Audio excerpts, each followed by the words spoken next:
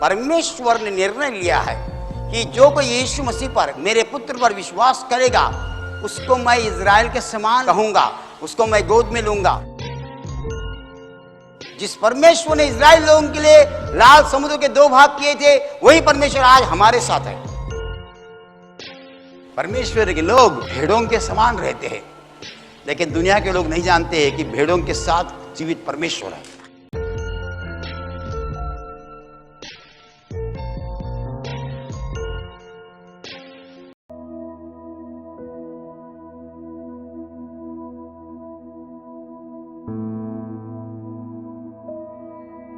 वचन बताता है कि परमेश्वर का इकलौता पुत्र संसार में आने के बाद परमेश्वर ने एक नया करार किया है। यीशु मसीह के द्वारा, यीशु मसीह पर विश्वास करने वाले लोग जो है, वो जैसे इजरायली लोग परमेश्वर के लाडले हैं, वैसे वो भी लाडले बन जाएंगे। हालेलुया। ये परमेश्वर की योजना है, ये परमेश्वर का निर्णय है, ये परमेश्वर ने ठहराया हुआ है। परमेश्वर ने जब अपना इकलौता बेटा इस संसार में भेजा, तब इस हिसाब से भेजा कि जो कोई विश्वास करेगा, उसको मैं इजराइल के समान कहूंगा, उसको मैं इजराइल के समान मेरे गोद में लूंगा। Hallelujah, hallelujah. परमेश्वर ने अपने हाथ फैले हैं और परमेश्वर दुनिया के लोगों को अपने बाहू में लेने के लिए तैयार हो चुका है। हालेलुया। भाई और बहनों, पौलुस बता रहा है, ये जो रहस्य मेरे पास है बहुत भारी रहस्य है। मेरे पास एक ज्ञान है, पवित्र आत्मा ने मुझे सिखाया है। परमेश्वर ने निर्णय लिया है कि जो कोई यीशु मसीह पर, मेरे पुत्र पर विश्वास करेगा, उसको मैं इजराइल के समान कहूंगा, उसको मैं गोद में लूंगा। पौलुस बता रहा है कि मुझे परमेश्वर ने दिखाया है कि यीशु मसीह के द्वारा सब दुनिया के लोग जो है परमेश्वर के गोद में जा सकते हैं। हालेलुया। यदि आप सुसमाचार पर विश्वास करेंगे, सुसमाचार पर भरोसा करेंगे और यदि आप यीशु मसीह के द्वारा आएंगे, तो परमेश्वर पिता के गोद में पहुंच सकते हैं। यीशु मसीह संसार में आने के बाद परमेश्वर दुनिया के लोगों के ऊपर अलग नजर से दिखता है। जो कोई मेरे पुत्र पर विश्वास करेगा, वो मेरे गोद में आएगा, चाहे वो इजरायली हो या अन्य जाति हो। Hallelujah, hallelujah. लोग दुनिया के आज की तारीख नहीं जानते हैं कि परमेश्वर पिता ने उनके लिए अपने हाथ फैलाए हैं। लोग नहीं जानते हैं कि परमेश्वर उनको गोद में ले सकता है। लोग नहीं जानते हैं परमेश्वर की ताकत क्या है, सामर्थ क्या है। इजराइल लोग जानते हैं। इजराइल लोग क्यों जानते हैं? आप जानते हैं, ऐसा समुद्र था, इजराइल के लोग थे, पीछे फारो की सेना थी और इजराइल का लीडर था मूसा, अंग्रेजी में मोजेस, मराठी में मोशे कहते हैं। सब इजरायली लोग हैं, उनके पीछे फारो की सेना है। मूसा कहता है, प्रभु क्या करूं? और परमेश्वर ने कहा, लकड़ी की डंडी लीजिए, पानी के ऊपर मारो। पानी के ऊपर मार दी, पानी 2 बाजू में हो गया।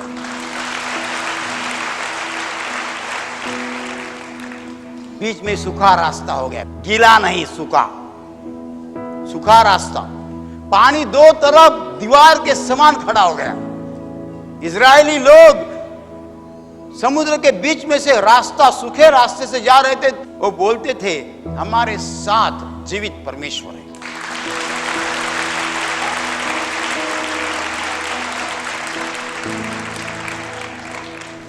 आगे गए, आगे गए, आगे गए, समुद्र से जा रहे। किसी ने पीछे देखा, क्या हो गया? फारो की सेना आ गई। फारो की सेना देख रही है कि समुद्र के बीच में रास्ता तैयार हो गया है। ये परमेश्वर के लाडले लोग हैं ना, इनके लिए परमेश्वर ने इनके लिए रास्ता बनाया है। तो भी हम भी इसी रास्ते से जाएंगे, पीछे जाके उनको मारेंगे। परमेश्वर कहता है, दुष्ट आदमी कल्पना करते हैं, मैं उनको कल्पना करने के लिए इजाजत देता हूं, आगे जाओ, फिर मैं देखूंगा।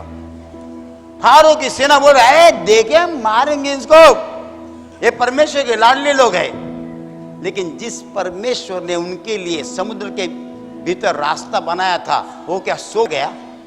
फारो की सेना कह दिया अरे हम भी इस रास्ते से जाएंगे, इनको मारेंगे। निकले, इजरायली लोग डर गए, आए फारो की सेना आई, अभी हमको मारेगी। मूसा मूसा मूसा, मोजेस मोजेस मोजेस, वो आ गए। आसमान से परमेश्वर हंस रहा था, फारो मेरे लोगों को मारने के लिए तुम उसी रास्ते से चल रहे हो जो रास्ता मैंने मेरे लोगों के लिए बनाया है। चमत्कार से दोनों बाजू से पानी खड़ा करके मेरे लोगों के लिए मैंने रास्ता बनाया। उसी रास्ते से जाकर तुम मेरे लोगों को मारने की कोशिश कर रहे हो।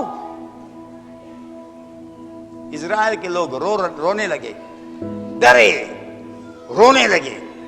परमेश्वर के लोग भेड़ों के समान रहते हैं, दुनिया के लोग शेर के समान रहते हैं, लेकिन दुनिया के लोग नहीं जानते हैं कि भेड़ों के साथ जीवित परमेश्वर है।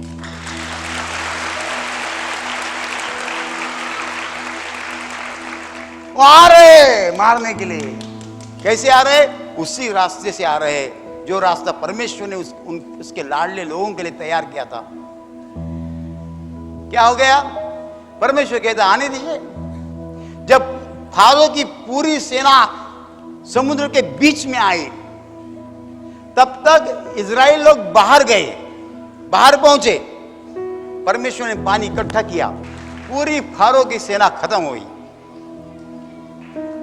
हालेलुया। किसी भी इजरायली आदमी के पास जाओ और उसको पूछो, जो आदमी को, क्या परमेश्वर की ताकत क्या होती है, वो बोलेगा हमारे पूर्वजों के लिए उस परमेश्वर ने लाल समुद्र को दो भाग किया था, रास्ता किया था। हम जानते हैं परमेश्वर की ताकत क्या है। हम जानते हैं परमेश्वर की ताकत क्या है।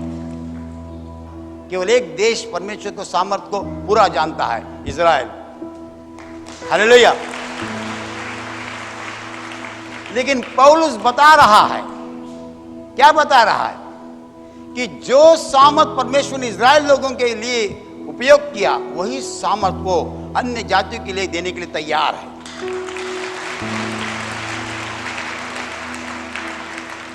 This is the good news. एक खुशखबर है, ये सुसमाचार है। जिस परमेश्वर ने इजराइल लोगों के लिए लाल समुद्र के दो भाग किए थे, वही परमेश्वर आज हमारे साथ है। वो कैसा है? उसका पुत्र यीशु मसीह के द्वारा है। हम यीशु मसीह पर विश्वास करते हैं तो हम परमेश्वर पिता के गोद में जाते हैं। लोग यीशु मसीह के साथ थे, खाना नहीं खाया था, वचन सुन रहे थे, चमत्कार देख रहे थे। वचन सुनना, चमत्कार देखना। चेले आ गए यीशु के पास, प्रभु जी शाम हो गई है, ये लोग भूखे हैं, जल्दी भेजो, कुछ दुकान से लेकर खाएंगे। जिसने अंधों को आंखें दी, जिसने बहिरों को सुनने की शक्ति दी, गूंगों को बोलने की शक्ति दी, लंगड़ों को चलने की शक्ति दी, कोढ़ियों को ठीक किया, क्या वो खाना नहीं दे सकता है?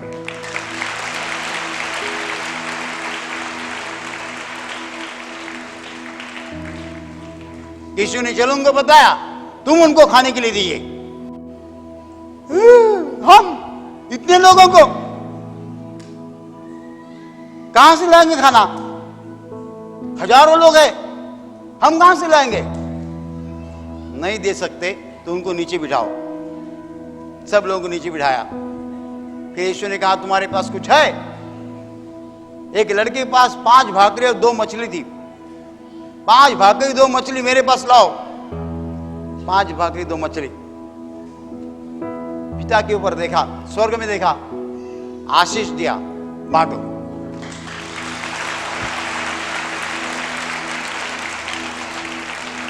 बांटना चालू हो गया, लोग खाना खाए, टुकड़ा बचा, मछली का टुकड़ा भी बचा, इकट्ठा करो।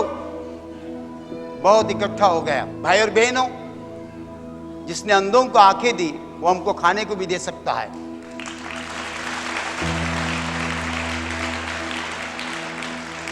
जब वो वचन सुन रहे थे, अरे इतना समय हो गया खाना नहीं खाया, ऐसा नहीं सोचा। जिसके सामने हम बैठे हैं वो जिंदा भगवान है, कुछ भी कर सकता है। उसकी ताकत जाननी चाहिए, उसका सामर्थ्य जानना चाहिए। हम क्यों ऐसा बताना पड़ता है, हम लोग नहीं जानते परमेश्वर का सामर्थ्य। जिनके पूर्वजों ने समुद्र के बीच में से रास्ता देखा है, वैसे लोग दुनिया में है। जिनके पूर्वजों ने अपने कान से परमेश्वर का आवाज सुना है, ऐसे लोग दुनिया में है। पौलुस बता रहा है कि हम इजरायली लोग और वो अन्य जाति लोग अभी एक हो रहे, एक शरीर हो रहे, समान हो रहे। कैसे हो रहे? परमेश्वर के पुत्र यीशु मसीह के द्वारा।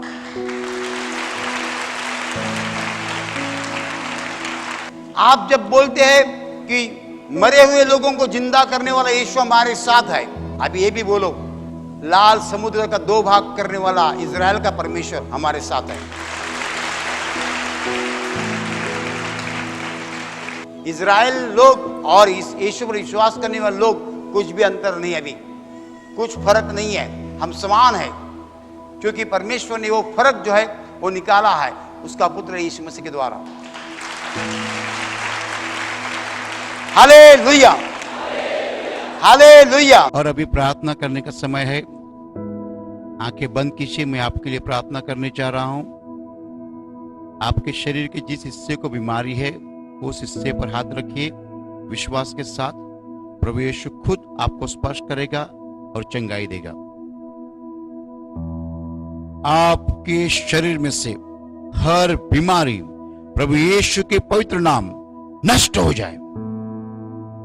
आपके जीवन में जो कुछ दुख है प्रभु यीशु के पवित्र नाम नष्ट हो जाए और आपके जीवन पर और आपके परिवार पर प्रभु यीशु के महान आशीष है। धन्यवाद।